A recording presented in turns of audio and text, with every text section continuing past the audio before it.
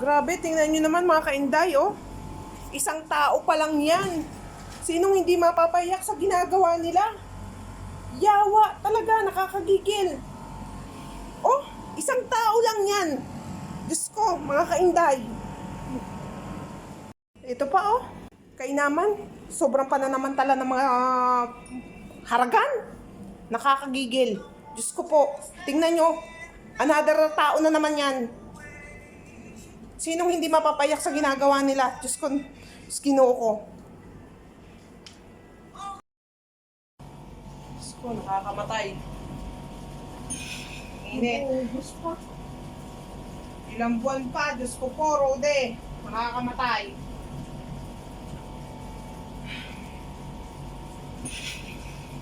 Ang hirap maging katulong.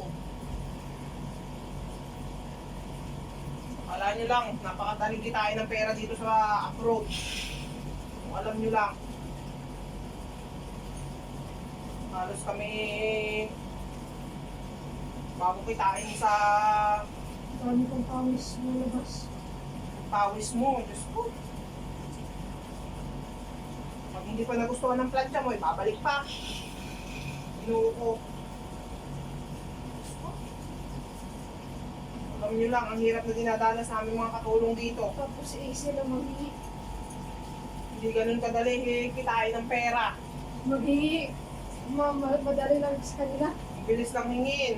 Tapos Kasi pag hindi mabigyan, galit. Pero pinaghihirapan namin, Diyos ko, bago namin kitain. Daming pawis. Dami pang murang marireceive sa mga amo. Yung mga among... Init, Diyos ko po.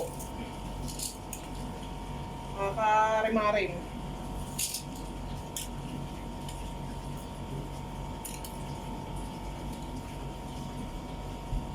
O, kita nyo yan? O, kita nyo yan? Gaano karami na plancha na yan? Diba? O, yan pa, mga sandambak na palantsahin. O, yan pa.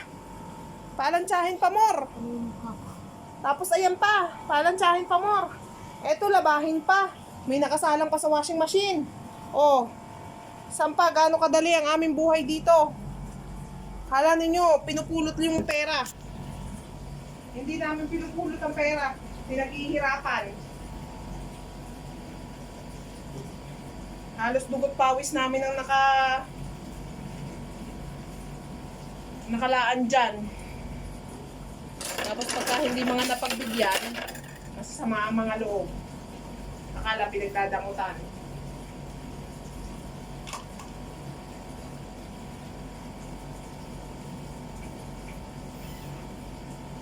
Anong oras na dito? Alas 10 na? Alas 10 na ng gabi dito. Nagtatrabaho pa. Tapos gigising. Alas 6 ng umaga, gigising. Mga trabaho hanggang alas 10, alas 11, alas 12. Hanggang ano, alas 12? Alas 3 ng hapon. Simula alas 6 ng umaga hanggang alas 3 ng hapon. Dire-diretso yun. Makakapahinga naman talaga kami. Alas 3 hanggang alas 5. Pagdating ng alas 5, atake na uli. Alas 5 hanggang alas 11 ng gabi. Minsan pag minalas-malas ka pa hanggang alas 12 ng gabi. Pag araw ng Sabado, Biyernes, Sabado, alauna pa. Sipin nyo yun, imagine nyo yun. Overwork na kami dito. Dinadaan na lang namin sa tawa. Dinadaan na lang namin sa kalokohan. Para hindi na namin maramdaman yung bigat sa kalooban.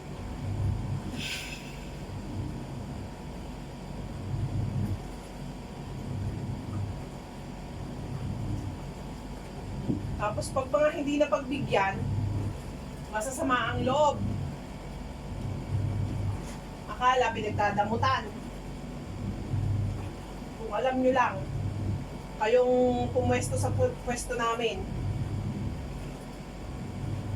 Ito, real talk lang. Ang mga pamilyang nandiyan sa Pilipinas, ganitong-ganito lahat ang dinadanas sa mga OFW dito sa ibang bansa. Kita nyo yan? Yung pawis? Wala kaming aircon dito. Ang init dito, 49.9. Mas mainit sa Pilipinas. Mas mainit pa kaysa sa Pilipinas. Isipin nyo ilan yung steam iron na gumagana dito. Wala kang aircon. Magtitiis ka lamang sa isang air cooler na maliit. Para lang ma-survive mo. Kung alam nyo lang.